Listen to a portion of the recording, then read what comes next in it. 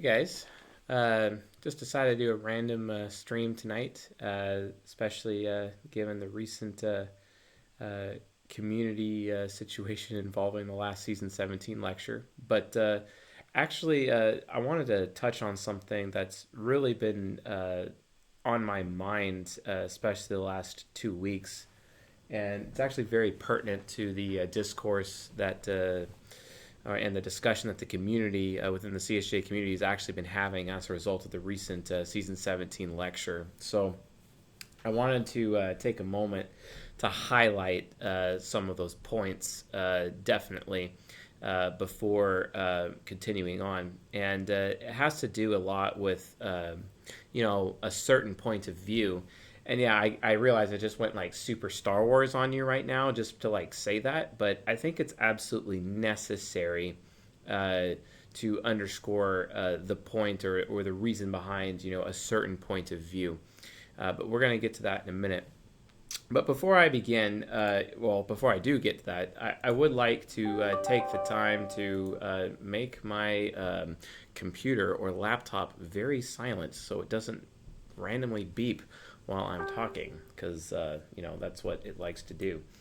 So hopefully we can mute myself in the process here. Cool.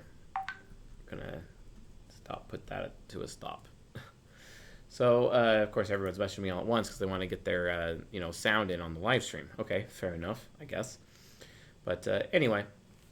But before I get into that discussion, to kind of like show some things, I would like to highlight an open letter that I had written and produced for the community earlier today. I did an essay when I woke up this morning, and I was not in exactly the best state of mind. I just started day 5 of my fast, and since being in the hospital, so I guess I was hangry this morning, but that's not an excuse either. I still stand by what I said, but some people were like, oh, your delivery's not ideal. But then again, wait a minute. When is my delivery ever ideal, right? So, okay, fair enough. It's a fair point. But I really want to underscore some really important points. And one of those points is basically, the foundation of my open letter to the CSJ community so that we actually can be on the same page, right? And it goes as follows. Everyone is biased. Everyone is a hypocrite. Everyone is prejudiced. And we're going to talk more about that later. And I'm no different. I would be foolish to think otherwise. I mean, I am human, right? I mean, we're all human. Yeah, I get that, I'm a public figure who's potentially becoming a celebrity and whatnot. But, and people, assume that the rules are different for some reason. And the answer is not. Like, the only difference between myself and somebody else is someone choosing to work hard and someone choosing not to work hard. Because remember, if you're talking about the fable, the tortoise and the hare, I mean, I'm not the hare. I'm not like this super talented person. I'm actually the tortoise who's actually just putting in hard work. I work 12-hour days every single day without getting paid. And it's for the sake of this community. And there's a reason why I do that. And it's because I actually care. And that's one of the reasons why I deliver as much criticism as I do to the community. But before I get more into that, I would like to at least share my letter publicly in this video, audio format, and then because the written format's already out there, because I think it's necessary for people to hear it in my voice. So I'm definitely going to give everyone that opportunity. But anyway, when it came to the recent Wayfarer lecture, I had to find a place to list that much criticism since it was long overdue. Oftentimes, I'm accused by almost everyone for being overly negative and hating on one specific type. Wayfarers are my golden quadra, and one could argue that I know their flaws better than most people. But take notice, I have spent many lectures praising them, telling INTJs they're the jack of all trades, masters of all, which, let's be straight, they can master any skill, to be honest. It's amazing, actually. Telling ESFPs they can be the most brilliant mathematicians and engineers, which is also true. I mean, I remember being in school with electronics engineering technology majors, and really just having the benefit of ESFPs telling me with their TE child how I need to be thinking about physics properly. And I just consistently blown away on that. We're telling ISFPs their ability to take charge and min-max a factory assembly line to get closer to perfecting operations for a company. This is also true. Two personal experiences in my life with ISFPs. I used to own a firearms manufacturing company. Yes, I was an arms dealer and a manufacturer. This is well known. I made K-Pups for a living. K-Pups are absolute minimum legal length bullpup shotguns. They're amazing pieces of work. And I sold them to SWAT team members often for their riot gear, etc. Pretty nice weapons, if I do say so myself. But the guy who ran my assembly line, who ran my shop, he was an ISFP. God bless him. He was fantastic. And he had never taken charge before. He had never considered management. He had never done it. And he really fine-tuned every aspect of that assembly line, to handle it. So shout out to Justin for that. You're a good man. And then a former community member whose husband is also moving up in his shop, for example, as an ISFP, taking charge and kicking ass while he does it. That's what happens. And then finally, the ENTJ's penchant for artistic capabilities, like filmmaking, it's unmatched. Okay, Rian Johnson, right? He's a great director, and he's an ENTJ, but he's not the only ENTJ director out there, But I like using Rian Johnson because he's pretty well known, and he's pretty controversial, and I actually enjoyed Looper, although I don't agree with how he handled time travel in that film, but that's a completely different thing. Let's be straight. I mean, if we're going to do time travel properly, it would be about actually creating alternate realities instead of actually this linear grandfather paradox situation. That's what I'm trying to avoid. So I disagree with that film, but it's not Rian Johnson's fault. It's probably the writing, because I don't think he wrote it. But then again, he probably didn't write Last Jedi anyway. So, and for some reason, people are content for blaming him for that for some reason. Yeah, no. Anyway, the point is, I realized I had not spent enough time addressing the negatives when it comes to, my golden quadra, the Wayfarers. This was true when Railgun, my wife, exposed my bias early on in our relationship. That's what ESTPs do. They expose. I've been exposed by her plenty, trust me. And it took me longer to realize the Wayfarer, to release the Wayfarer lecture because of the need to gather the criticisms and convey them as such. Oftentimes I hear, ENFPs and STJs, they complain about, how I'm being really unfair to them and very critical towards them, when compared to my golden quadra, especially in terms of like ISFPs and ENTJs. And then sometimes INTJs say I'm way too critical, or other people will accuse me of saying I'm way too flowery towards INTJs. My own wife has even said this many times. I will admit that it was difficult to gather all those criticisms, given all the positives and negatives of my past.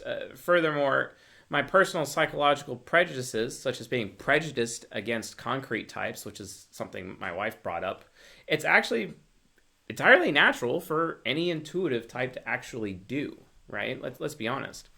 But all this was revealed in her process of, exposing me basically for my own internal bias. But more on that in a moment. So just because I offer people criticism does not mean that I do not love or respect you. Like, remember, guys, I'm doing this for free. Like, it's for you. It's not for myself. I mean, this isn't the Chase show as much as it is the you show, and I'll explain why in a minute. Just because I expose things that one does not want exposed does not mean that I do not love or respect you. I had to spend so much time being exposed myself and being married to the one type that is the most adept at exposure, #ESTPs. It is like an endless date with the gallivanting beauty known as humility herself. Let's be honest. If you want to fast track your way to humility, get into a relationship where you have the exact same judgment functions yeah, it gets real quick. But the thing is, you kind of find a byproduct of that is the internal camaraderie in that relationship. You end up having like your trickster functions actually kind of develop in certain ways that you didn't expect before. And it actually brings you closer to mastery in some cases, provided both members of the relationship are on the same page and able to utilize, perhaps this psychology as a way from which they can communicate with each other and hold each other accountable in that relationship scenario. So, but anyway, Wayfarers, which are SFP and TJ Quadra, they have a purpose, and that purpose is to utilize their personal freedom for the sake of achievement. But put differently, that means they're treasure hunters. They need the freedom to pursue treasure and the freedom to choose who to share that treasure with. It's not like I expect them. It's not like I'm, communist and expecting Wayfarers to like, oh, you better share your treasure with anyone, and you have to be grateful for every single person per se. It's more that, is it possible? And one of the INTJs in the Facebook public group mentioned, is it possible that Wayfarers are forgetting some of the positive things that I've said about them in the past, and then reacting, those Wayfarers who have reacted negatively, have they forgotten? I don't know. I'm not absolving myself when I asked that question, but I thought that was, pertinent to this discussion, right? So anyway, this is why Wayfarers create tools for themselves to aid them in their pursuit. That's what they do. And this is why INTJs, for example, are like the jack of all trades, master of all, and they can master any skill because ultimately they're like, they're the ranger type. Kind of like, and I'm not saying that Strider, aka Aragorn in Lord of the Rings, is an INTJ. I mean, he might be. He kind of seems more INFJ-ish to me, but the bottom line is that if you look at the archetype of the ranger itself, what does a ranger do? Like, they live out in the wild. They can have like, they use all the tools available in the wild to achieve their goals and to eventually find their treasure. I mean, Strider did become a king, let's be straight, and he got the heart of his lady fair, Arwen. So I mean, why not, right? It kind of fits, but I mean, I think he may be written more INFJ-ish, but not sure. Definitely strikes INJ to me though. If I had to voice an opinion there, but. Okay, yeah, many people say he's an ESTJ, but I mean, if he was, he'd be taking a lot more responsibility and actually would have been on the throne a lot sooner, but that's a whole other story. So I would like to point out that Wayfarers in their pursuits have a tendency to steal treasure instead of earning treasure. And even the mature Wayfarers can do this. And this is the main premise behind my Season 17 lecture, as well as, piling in a lot of the criticisms to kind of level the playing field, per se. I did not offer many positives or praise in that lecture because I've already said them previously in other lectures because I'm leading up to another lecture, which is true, which will be episode 10, which will be released after the Delta Quadras episode 9. In episode 10, I'll be identifying some additional shared strengths and weaknesses, especially in areas of covert contracts that are shared among all Quadras. Episode 10 will be taking a somewhat friendlier tone. It's because I'm going to be tying it all together. I'm going to tie it all together, and because I guess you could kind of think of it like a SWOT analysis for each of the Quadras, but when they're like put together, not necessarily separate, because everyone's got hangups, right? Everyone's got, negative things that they have to deal with. I mean, for example, Matthew Charles Cowan on the Facebook group listed out all of my criticisms towards the Alpha Quadra, and he's like, okay, yeah, that feels really painful to watch the lecture for SFJs and NTPs. I mean, it happens, and I'm like, okay, sure. Fair enough. I appreciate that. Everyone's been taking the hits. I mean, the thing is, folks, remember, I see sort of truth, right? When I cut people down, I'm cut at the same time. You see, like that's everything I say. I hold myself to the same standard. I have to practice what I preach, while simultaneously admitting to all of you that I'm not perfect either. I am a human being at the same time, which means, and it's especially difficult given that I have FI Trickster, but that's not an excuse either. I have to be going out of my way with my SI inferior to aspire to have a higher character. And I thought it was really strange. I actually really thought it was strange when my wife, she'd tell me every now and then, hey, you're the man with the best character I've ever met in my life. And I don't know, that really threw me to the ground when she first said that. It really, really did. Because honestly, I don't walk around believing that. I really have a hard time. Maybe it's extroverted feeling self-deprecation on my part. I'm not really sure about that. But from her standpoint, from her point of view, she's really reinforced that over and over, and it's been something that's been difficult for me to accept. But I think it's because throughout the suffering that I've had in my life and being able to either overcome or just keep going for the sake of keeping going, to stand defiantly in the face of the cosmos trying to put me in the ditch and me trying to get out of the ditch to be able to move forward, right? That's kind of how I've really structured my life, and I've actually kind of pinned my manhood on that, basically, because one day I woke up and realized, when like the actual day that I became a man, like I said previously, hey, I entered into a building and then I left a boy, and then I left that building a man. It was miraculous. I know the exact moment it happened, and it changed me forever, right? And it's because I came to the realization that nobody cares. Nobody actually cares about me. And I realized that I have to take responsibility for meeting my own needs and having self-respect. And it was at that moment that I basically became a man, and my entire life has been structured on that standpoint. And it was even more amazing when I picked up the book No More Mr. Nice Guy by Dr. Robert Glover to really reach that point within my own journey, etc. You know what I'm saying? So it's situations like that where I'm very thankful to have been given the resources in my life, but I'm also very thankful for all those painful epiphanies as well, when you're in the ditch. Oddly enough, though, that epiphany happened when I was in Las Vegas at the SHOT Show for my gun company. And also one of the reasons why I don't like going to Vegas, because it was a very painful experience that I had, but a very necessary one. And like I have also said in season 13, especially when it comes to the final mature masculine and the final mature feminine lectures talking about the lover archetype according to human nurture, for me personally, it's like, okay, yeah, I don't want to, I don't want to be taking my pain for granted, because I don't. I realize that pain is absolutely necessary in order for me to grow and change, which is why I invite as much criticism as I do, for the sake of this community. Because it's funny, like I actually sometimes will hire people and be like, okay, your job is to criticize me.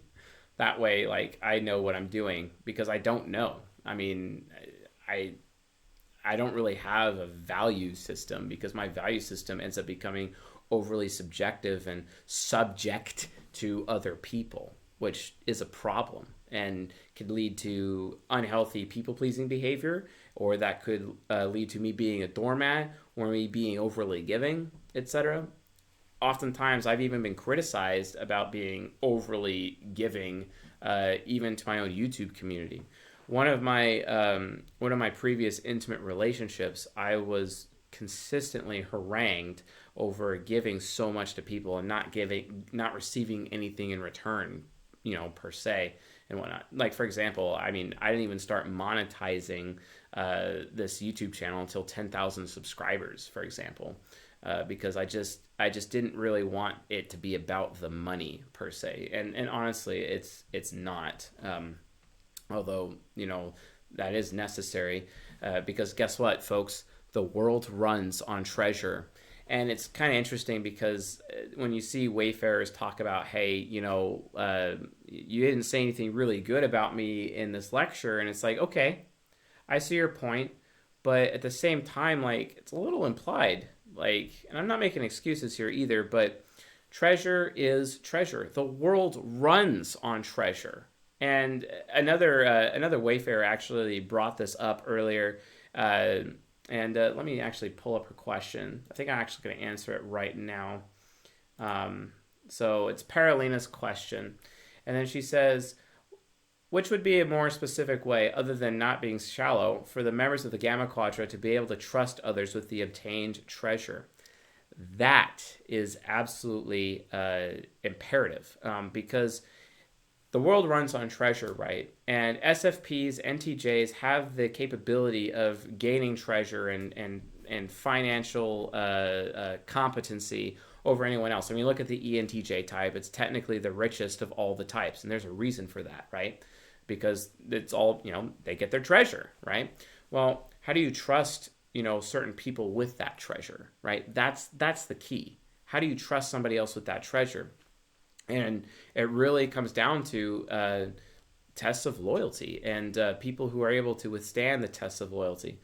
Now, I'm not advocating for loyalty checks, but then again, SE users don't really have a choice but to loyalty check people, because they have to see whether or not they want to be invested in this person to begin with. But just because, and I get that it's really hard to trust other people with treasure, especially with NTJs, because they're systematic types. They're focused on the best way of doing something, and it's a lot harder for them to trust people with their treasure. It's easier for SFPs to trust people with treasure. Why? The reason why is because they are interest-based, because they are aware of what they are getting out of a situation and what someone else is getting out of a situation. But NTJs do not have that strength. They have, the weakness of being systematic, although systematic is not a weakness, but let's be honest. So the point is, I'm not saying that this Quadra are bad people. I never said that. I'm saying they have the potential to become bad people, and it's important to have these reminders just of how good or bad people can really get. I mean, ultimately, psychology, in my opinion, is a philosophy of the human condition, or a devotion to the study of a philosophy surrounding the human condition. Because if we can't understand ourselves, we can't understand each other. And if we can't understand each other, we can't love each other. In as much as us not being able to understand ourselves, we can't love ourselves, which is a whole other discussion and something I bring up in Season 6 playlist here on the YouTube channel. But food for thought. Thank you, Pirulina, for your question. So, anyway, let's get back on track here.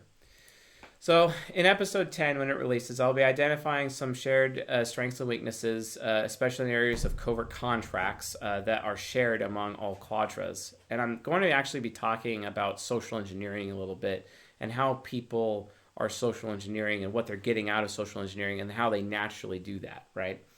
So something, something to look. And yes, it will be a somewhat friendlier tone, but I will be speaking candidly. I mean, it is what it is. So, but anyway, don't be afraid. There's a method to my madness. I mean, if you're offended by my work, I understand. Even my own Quadra, the Alphas, sent me letters of complaint over the content of the lecture and claimed I was being alienating. Anytime anyone speaks with candor, someone will inevitably feel alienated. I cannot show favoritism. I have to risk, I mean, come on, that's James chapter 2, just saying. I have to risk being alienating for the sake of candor. How many people did Jesus alienate? And I'm not saying that I'm like Jesus, because I'm not. I would not be worthy to tie his shoes, let's be straight. But what I am saying is that a lot of people felt alienated by the truth that he spoke. And there's not really much that can be done in that situation, because people have to have the freedom to speak, with candor. It's one of the reasons why George Orwell wrote the book 1984, and he talks about the concept known as the thought police. And I saw a meme one day saying that the ENTP's greatest nightmare is to wake up one day in a world where there's thought police and all their thoughts are being monitored, and they can't help but have rebellious thoughts towards the establishment, and then ultimately find themselves executed as a result. There's a reason for that. There's a reason why TI parent exists, and there's a reason why ETPs have that struggle, because they can't help but think rebellious thoughts, because they have to have some kind of proof in front of them as to why the rules are the way they are, because rules are subjective to TE critic. And this is in social norms as well as lawful, rational norms as well. There's norms on both sides, rules, etc. they're subjective to TE critic. And this is why we have to have, a better objective hold on things with TI parent when explaining our positions, right? So, anyway, I'm thankful for those of you who are Wayfarers and see the value behind my words within this now controversial lecture. It is for you that I do this work, albeit for free. He who has an ear, let him hear. Please. I freely admit, by the way, that I am biased. I've never said that I'm unbiased. I've never made that claim. Just because someone is biased does not mean one cannot speak with candor. Even biased people can speak objective truth. That's a fact. Even a young adult can speak the objective truth. Even a teenager can tell the objective truth. Even a boy can tell the objective truth. Bias is just this thing people use to measure the subjective value known as credibility. And credibility is one affiliative thing that I don't care for. Someone in the Facebook group earlier, and it was very profound, basically said that credibility is just another form of ad hominem, which I was like, whoa, okay, that's cool. The stuff I say either makes sense or it doesn't, regardless of someone's values or feelings. Welcome to TE Critic. Mine is much more harsh. Welcome to INTJ focused ENTP. Again, not making excuses, but I'm not going to make apologies for who I am either. It's kind of like Martin Luther, the leader of the Reformation, standing before the Inquisition.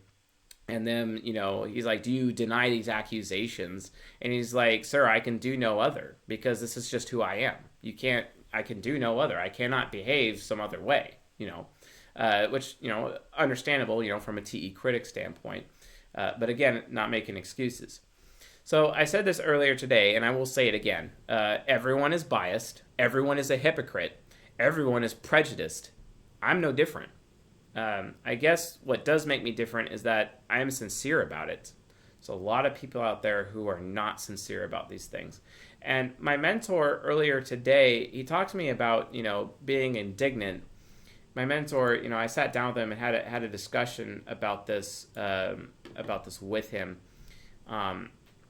And he said, if people get offended over criticism, you included, Chase, it's because they or you haven't owned up to it yet. And I'm like, wow, that's interesting, because if you think about it, when people are judged by other people, and I would venture, the Crusader Quadra is the most judgmental of all the types. I have stated that INFPs individually may be the most judgmental of all types because they silently judge everyone with their FI hero, which I still maintain. But if we're looking in the context of just quadras themselves, and from that TE statistical slant, just within that group itself, then yeah, Crusader types would be the most judgmental, the most judgy, technically. It's kind of like where you get the Bible thumper label from. And, and I'll freely admit it. Let's be honest. I will freely admit it.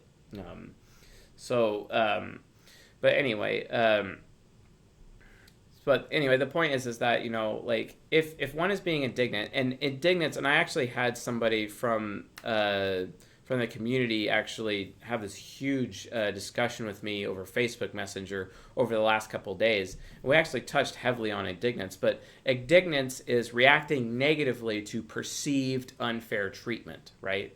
And a lot of people, and that's what my mentor is trying to say, is that if you get offended by criticism, then it's because you haven't owned up to it yet. There's something that you haven't owned in your life for yourself. Because you're not taking that criticism well. And then he's like, that's an opportunity for you, Chase, to show humility and take responsibility for your actions if you have made a mistake, which is something that absolutely has to be done. And I actually talked about this in the Beta Quadra lecture, because within the Beta Quadra lecture, I'm telling them, hey, you can't allow your mistakes become errors, because then it's hypocritical of you, Beta Quadra, because you oftentimes criticize everybody else for things that you are doing yourselves, and that makes you a hypocrite. Remember, fiery sword of truth cuts your opponent, but also cuts you at the same time. There's a reason for that, right? So I just thought that was interesting, and I wanted to have an opportunity to bring that up. Let's see here. Let's get back. So yeah, like everyone is biased, a hypocrite, prejudiced. I'm no different. But at least I'm sincere about it, and that's how I always approach my content is through sincerity. This audience is getting the opportunity of seeing an ENTP risking the consequences of absolute sincerity. That's my job. Yeah, some people say, oh, he's just trying to be edgy or it's part of his brand to be a dick. No, it's about me being as sincere as I possibly can and really trying to ham up my virtue as much as possible. And I get that many people don't see that as a virtue. Please watch season 7 about virtue and vice. But let's be honest, each of the quadras themselves have their own virtue and vice. More about that in episode 10, let's be straight.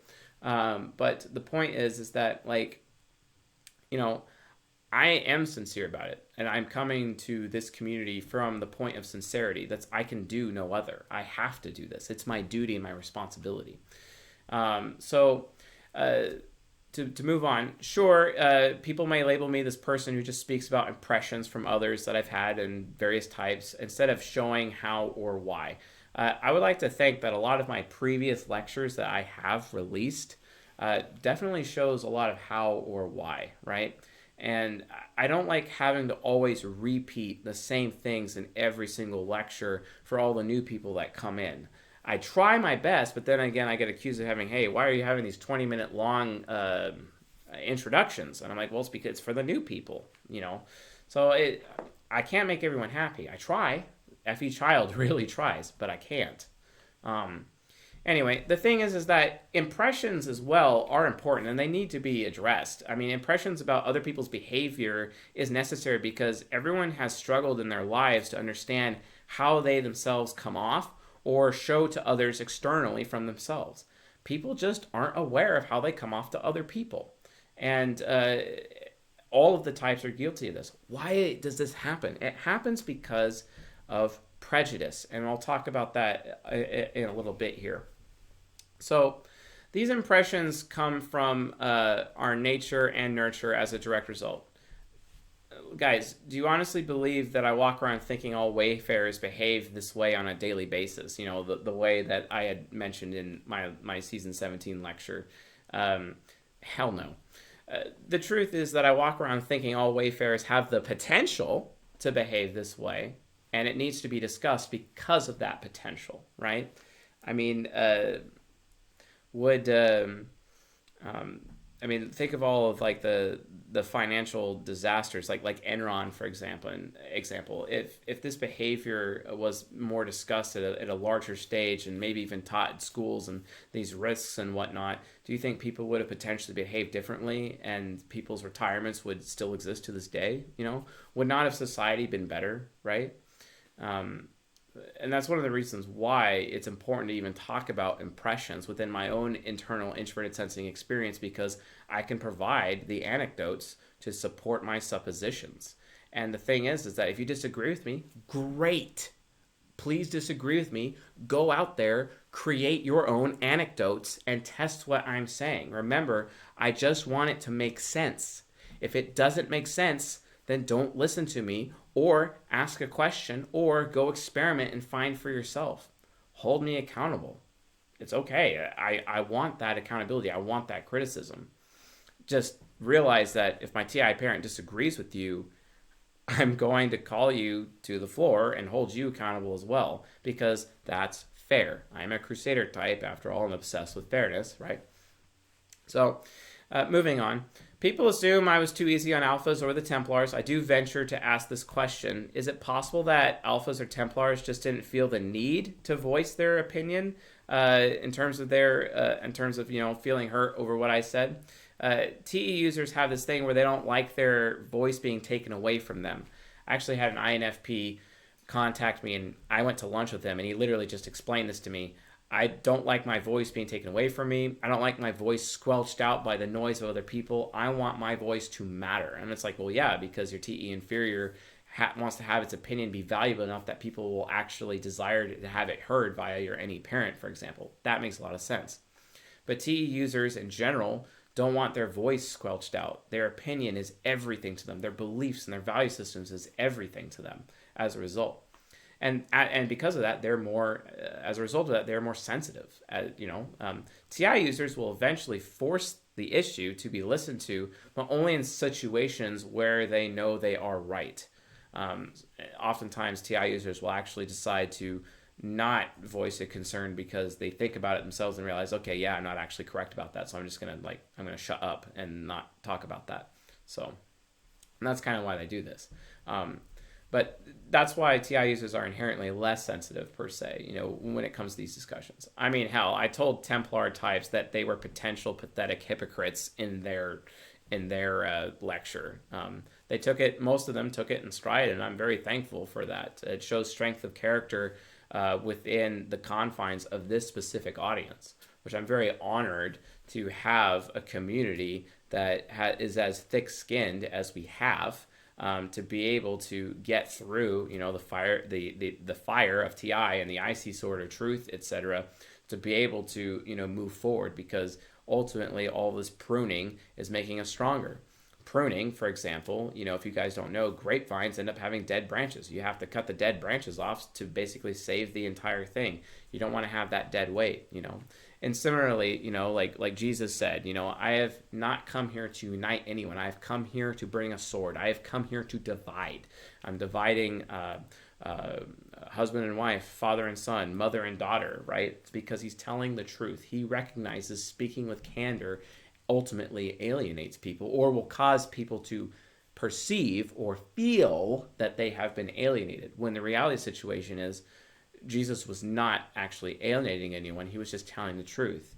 It's not his fault that people would react negatively and feel that they are being alienated by the truth that he is saying.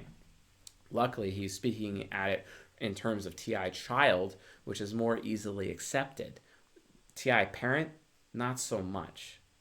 So just something to consider, in the difference. I think that's one of the reasons why Socrates, because he has TI parent, was encouraged to die, basically, because everyone just got so tired of feeling so alienated at all times, and there's a possibility one day where I will have to drink my own version of hemlock juice, as a result, because of, that potential. It could be a possibility for me, because I am basically fulfilling the same archetype for society that, or at least within the confines of this community, that Socrates did for the world. No, I'm not putting myself on the same level as Socrates. I'm not doing that.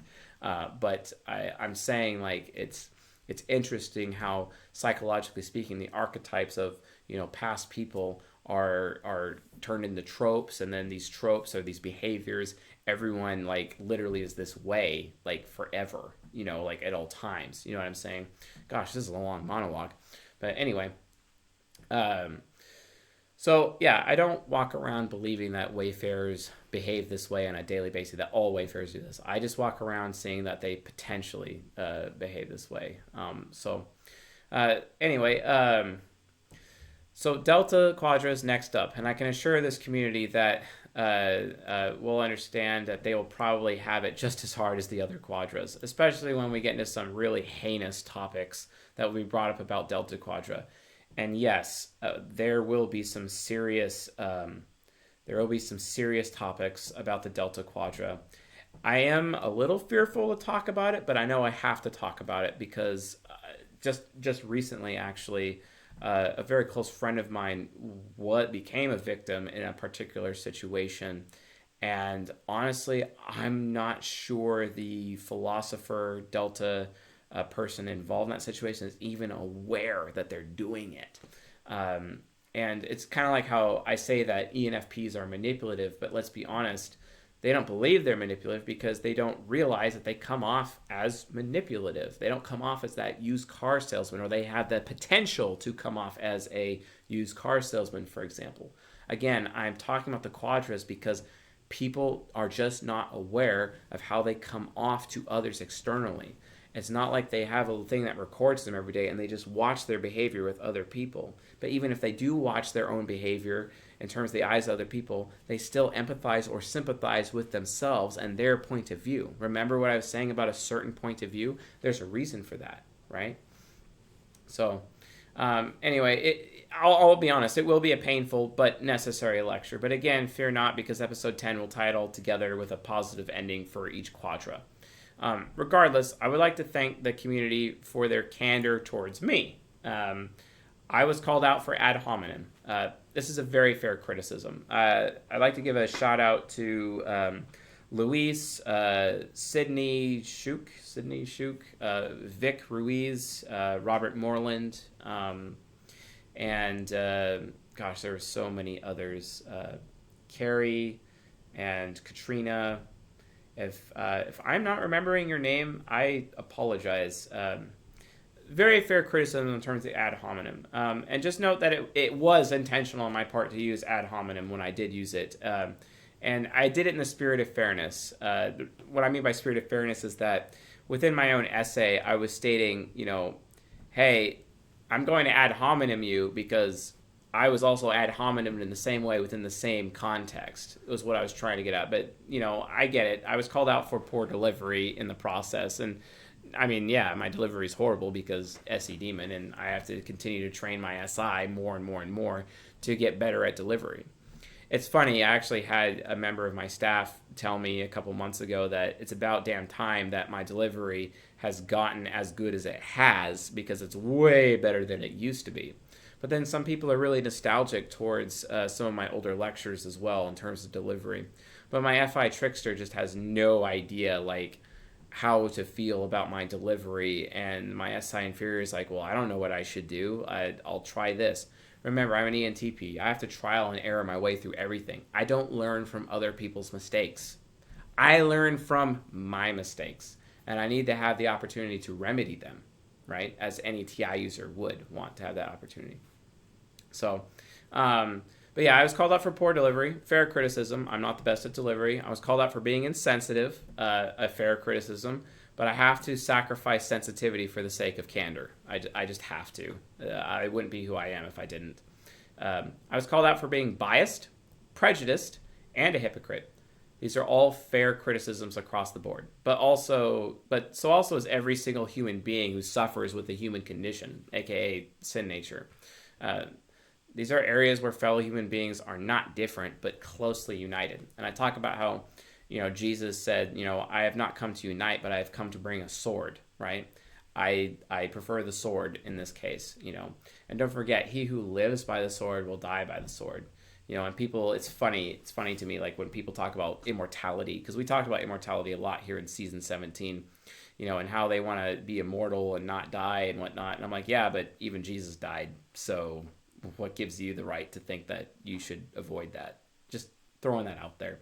And no, I'm not trying to be preachy. It's funny, I was actually accused of coming off preachy because my father was a preacher. And yeah, he is a preacher, but quite frankly, actually, he's not the reason I get preachy at all.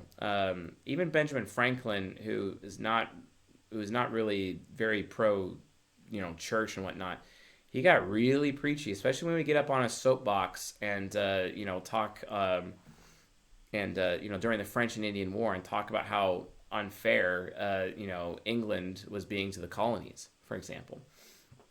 I think it's something that's really inherent for ENTPs and even ENFPs to be preachy in general. Let's be straight. I don't think it has anything to do with my father. And, to his credit, he just recently landed a pastorship, and he pastors a church, and it's the first time in his career that he's been a senior pastor of a church, and I haven't seen him preach. My preaching experiences have mostly been limited to other people, people like Mark Driscoll and Mike Acker and Ken Hubbard, for example, those kinds of preachers. But it really stopped there because I left the church a long time ago and to seek out my own path, because I honestly really have no desire to go back to church ever. I'll go to a church to speak, which I've been invited to speak at churches, but I will not regularly attend a church ever again. I just won't. So anyway, human beings aren't different in these ways. Like I said, everyone is biased. Everyone is a hypocrite. Everyone is prejudiced. This is what the human condition is. This is why I do this. This is why I do this channel, right? It's super important, in that regard. People you know, people spend their whole lives, you know, looking for unity or building unity. And perhaps we need to unite on the fact that we're all flawed in these same ways, and just unify over forgiving one another and bear one another's burdens, right? Like, I'm not like putting out my lecture and telling everyone, you know, I'm not cussing them out, and I'm not like, you know, you know, you're this and you're that in that regard. You know, it's like, here's some hangups. Might want to fix that, right? Did you know you had these hangups, right? It's, you know, it's like a fruit inspector, you know, or a tree inspector, or a, you know, I gotta see if there's any dead branches on that grapevine. Consequently, I would expect anyone, if they see a dead branch on my grapevine, that they would at least do me the service and cut it off themselves. And you know what? I proved to everyone within the community, in, you know, in some capacity, and it wasn't why. It's not why at all. But if you think about it, the person I'm married to, I married an ESTP.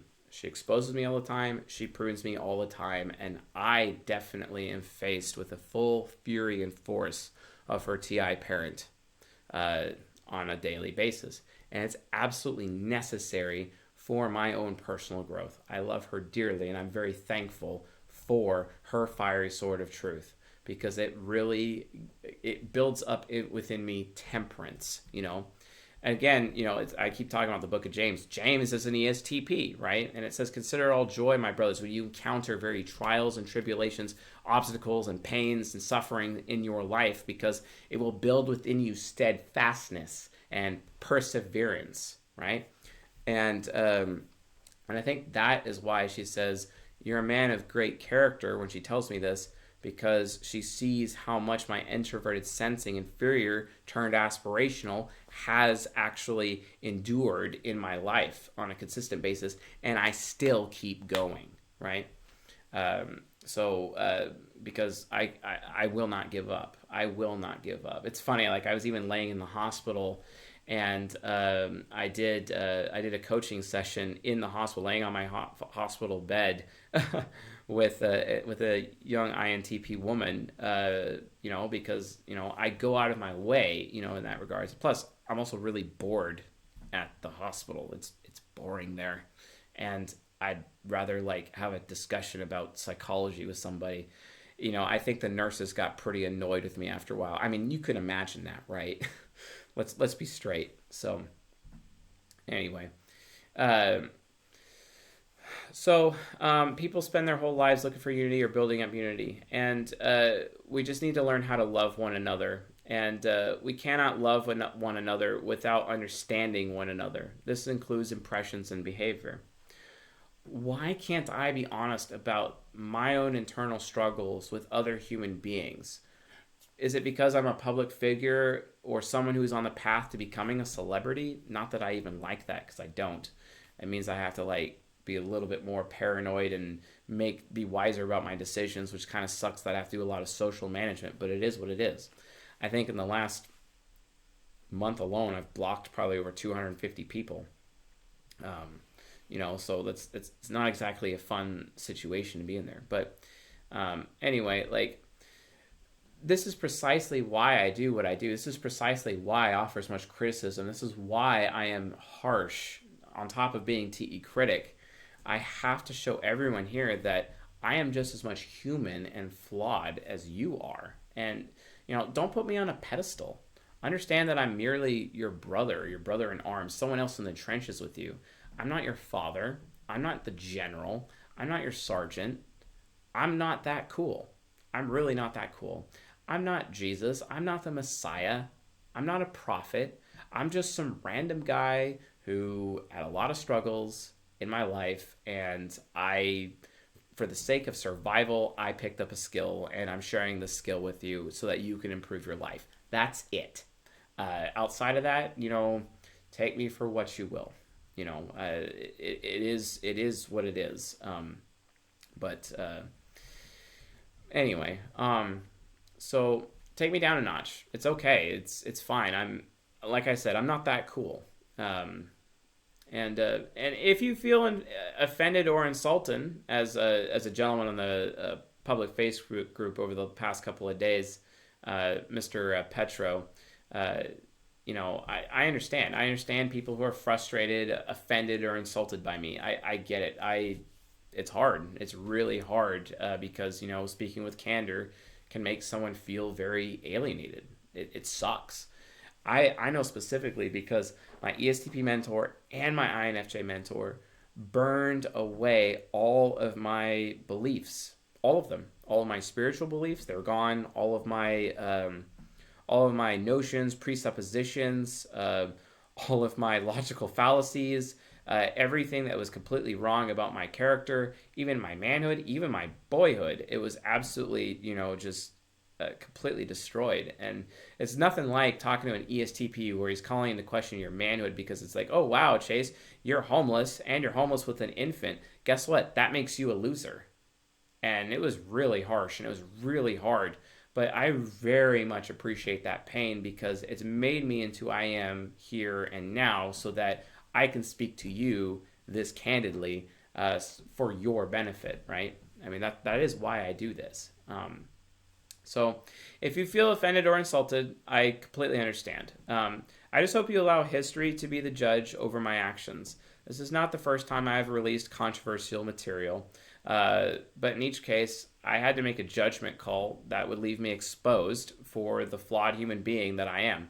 It just comes with the territory, and I have accepted that as my responsibility and my duty to each one of you, you know, as members of this community and people who will be taking on this torch or the baton of spreading this psychology worldwide for the benefit of everybody so that every single person can understand themselves, know themselves, so that they can love themselves finally and accept themselves for who they are. And then as a result of that, they can do the same for understanding other people. And then as a result of understanding people, they can learn to love their neighbor as themselves. Imagine what would happen to war in that situation. Imagine what would happen to society in that situation. You know, like incoming Star Trek reference. Would that get us closer to a Star Trek society? You know, I don't know. And yes, I am a Trekkie. I do like Star Trek. Sue me. But anyway, so like I said, I had to make these judgment calls that would leave me exposed for the flawed human being that I am. You know, it just comes with the territory, and I have accepted that as my responsibility and my duty to each one of you. It really is my duty to risk coming off as alienating and risk leaving myself exposed for the flawed human being as I am, but it's all for your benefit. Thank you all for everything. This is not the last time that I will do something controversial like this. I sincerely hope you all are still here for the next time and still here to continue this journey with me as we work together to create that aforementioned unity for a better world. With that being said, I would like to continue with another statement. If I could just open this here. I want to read a small letter written as a result of the controversy by Miss Bertha Grossman. And Bertha is an INTJ woman who had, I think, written the best response to this situation as present. And I really wanted to share it with the audience. I think it's pretty significant. So she says, quote, "Hey, it's nice that you address people's concerns. I'm an INTJ, and the lecture was so valuable to me. It really opened some things up for me. When you said what you said about not changing your opinion about somebody on a whim, it made me realize exactly why one specific man in my life has been so significant and what it is that has made that relationship so light and refreshing, yet deeply meaningful. A couple of months ago, he was annoyed with me because I brought my car in for repairs at our mutual friend's garage, and I never mentioned it. It sounds minor, but he was like, why wouldn't you bring that up when we spoke? I really did actively not mention it, but it's not something I even dwelled on or specifically thought through and decided to keep him from for any conscious reasons. It was like we were talking and I thought of it and I instinctively didn't mention it. I was annoyed when he brought it up, but now I get that I wasn't sharing despite the fact that he deserved to be shared with in that situation since he's the one who introduced me to those friends in the first place. So if I'm going to be a pirate with treasure in a situation that minor, you can imagine how much damage I could do to somebody who cares about me. Anyways, I've always appreciated that he's known me for 6 years and he's seen me grow and change a lot. I think back on what a dunce I was when we first met, and my heart fills with gratitude that he's been there for me and valued me even after seeing me at my most unaccomplished, lowest market value. I'm no angel now, but 5 years back I was a straight up brat, and he has never ever changed his opinion of me, his high opinion of me. It makes me realize how much I view myself and others in terms of market value. And it makes me realize that I'm hoarding against people who love, cherish, and care for me. This lecture in particular has brought into my awareness the idea that I can be absolutely worthless and absolutely loved simultaneously. And in the days since watching it, I have experienced more compassion and appreciation for the people around me. Anyway, I think you've uncovered a lot of really profound stuff in your observations, and you've categorized insights and made them all neat and tidy for us. I see a lot of people dehumanize you on the internet. Some people have even really gone out of their way, and I've noticed that you don't argue back with them in your videos and you continue to put out your content. For you to post about the criticism you're getting here, but ignore that other stuff, gives me the idea that you care not about your esteem and status, but that you do care about not alienating the people you're trying to help. I normally don't share this much about my personal life or put myself out there like this, but I feel that for somebody who does so much work to dedicate their life to sharing your treasure, your valuable insights, it is worth it and good to share publicly that you have real supporters out there in the form of me, because I know that you read and consider the stuff that people say about you. I hope that you keep going and that your theories can go on to ascend humanity for years and years in the future. God bless and thank you. Thank you, FI Child, for your sympathy. I very much appreciate it. I don't often receive gratitude from people with the work that I do. But it's for all of you that I do this. I'm not here to elect myself better, someone who's better than you. Actually, far from it. I venerate most of you far above myself. This is why I make statements like, I am not that cool, because it's true. I'm just a man, you know. So, anyway. Now, on to the final act of this live stream. There's a phantom menace that is something that I haven't really had an opportunity to talk about with people, but I think it is the wisest time to speak about it right now. A phantom menace that plagues every single human being within our race, as much as it can be applied to the Quadras. My wife, Railgun, is the person who made me very well aware of it, and she lit me on fire because of it. God bless her, because I would not be able to have the strength or the ability to convey it to you with such candor as I am about to right now. I've stated this multiple times tonight during the stream to make it absolutely clear that yes, I am prejudiced, but so also is every other human being. Why? A concept known as cognitive bias. Cognitive bias. So let's give you some examples of what cognitive bias is. Cognitive bias, and this is something that I would have saved for the Ruby conference and whatnot, because I saved the most cutting edge content for Ruby patrons, but I wanted to share some Ruby content with you guys now so that you guys kind of understand, where I'm coming from. But here's some examples of cognitive bias.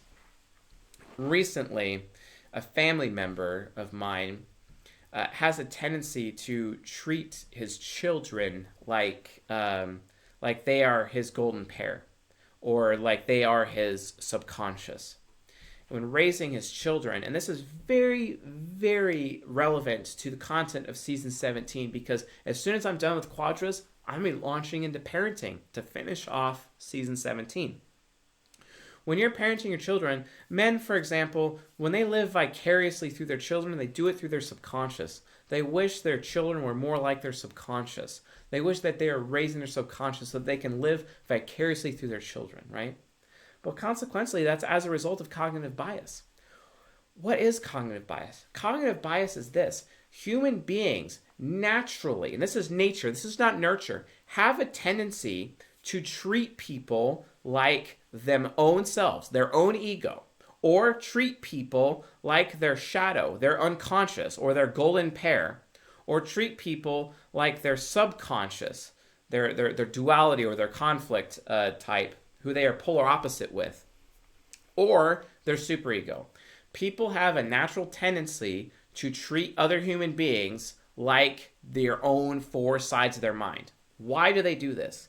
It's this instinct that we have inside of our brains to identify people we can learn from, camaraderie, and people we can have deep, meaningful relationships with, compatibility, with, via their unconscious, and camaraderie via the subconscious, and people that we can ultimately aspire to become the absolute best part of ourselves in our angelic form, or people that we need to avoid becoming when we look at our superego.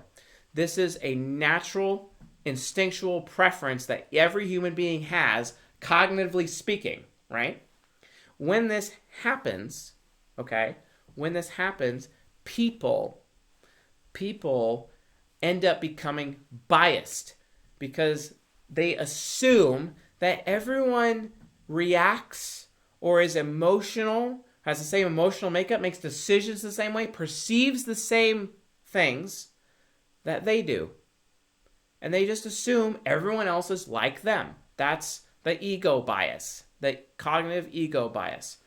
Cognitive subconscious bias is where they assume everyone else is trying to one-up them and trying to teach them something that they already know or don't want to learn, or they find as frivolous or novel, so they reject it, right? Because they're projecting via cognitive bias their subconscious onto other people.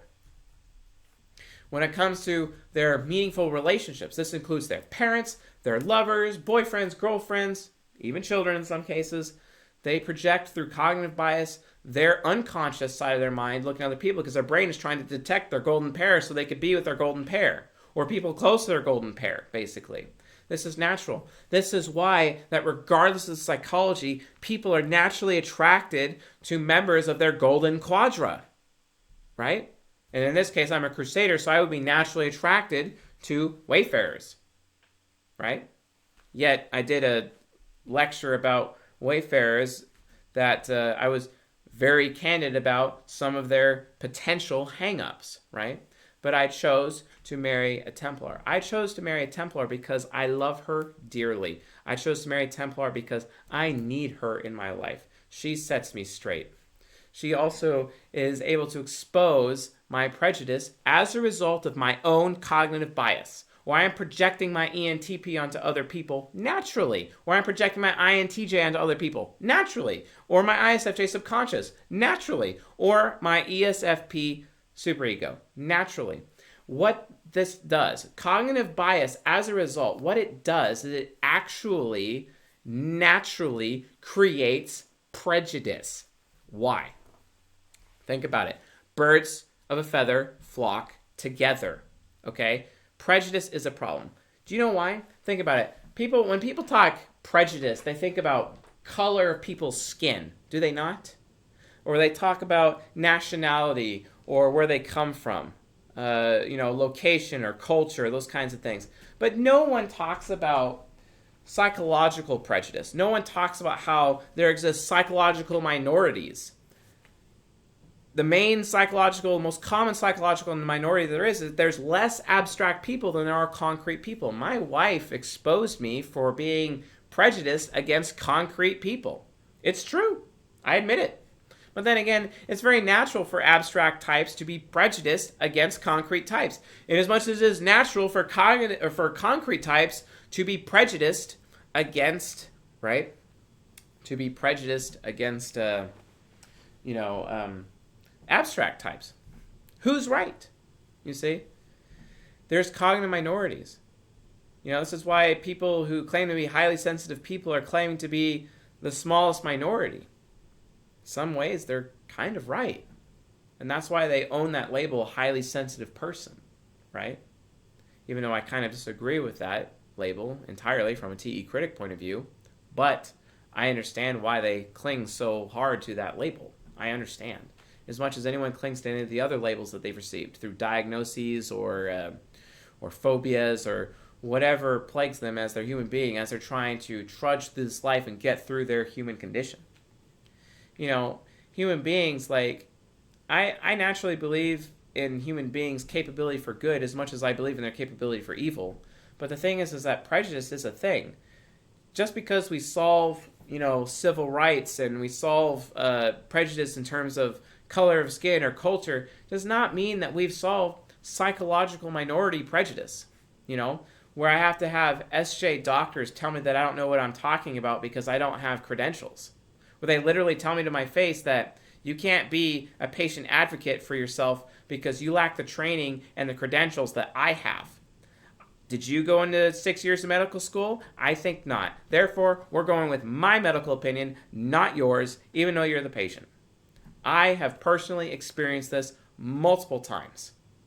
And it's not just with medical practitioners within the state of California or the state of Washington where I was born. It has nothing to do with that. It's because it's part of our culture. Sometimes culture and nurture impacts our prejudices against psychological minorities. Well, let's look at Japan, where the psychological minority, the prejudice there is that the minority is preferred. That's why it's an NJ society. They prefer NJs over everybody else, right? So that's the reverse, you see? So it's really frustrating, but this is something that everyone in this community needs to be aware of.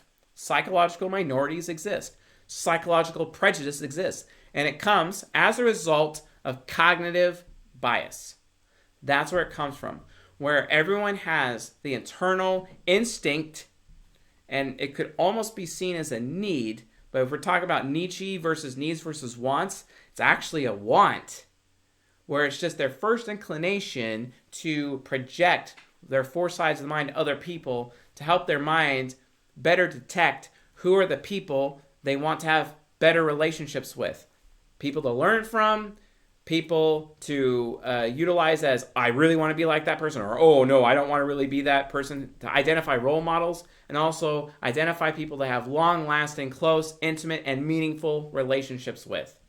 That's what it's all about, folks. And that's why we have cognitive bias. It's actually a survival mechanism. No human being can get away with not being biased. No human being can get away with not being a hypocrite. No human being can get away with not being prejudiced. So by my own example and exposing my flaws to you before this community, I hope you understand the value of what it is I'm saying to you now. Psychological prejudice exists as a result of psychological minorities, as a result of cognitive bias, our own internal survival mechanism that we use to form relationships with fellow human beings, because our race was not designed for any one human being to do it all. Because it is through relationship that we're ever to get anything accomplished whatsoever, including the Wayfarer treasure hunters, who I did criticize in the Season 17 lecture for some of them, especially, for example, ISFPs and INTJs, for thinking that they can do everything on their own. And probably INTJs the most, let's be honest. But even in some cases, ESFPs have that as well. But, I mean, come on, when you're developing your INTJ subconscious, it makes sense, right? So, I'm not saying these things to harm. I'm saying these things to love by promoting understanding, because it is only through understanding that we will be able to love our fellow human beings. So anyway, folks, that's basically everything that I wanted to get at for this evening. So thank you for humoring me. Thank you for being members of my audience. Thank you for being patrons. Thank you for putting up with me. I'm not perfect. I'm just a man. That's all I am. So thank you very much for your time and patience and your candor. I very much look forward to our future of mutual exchange and ultimately mutual respect. I very much am thankful for everything this community does on a daily basis, as well as continuing to sharpen me and make me better, because as iron sharpens iron, so does one man to another. So with that being said, folks, you have a good night.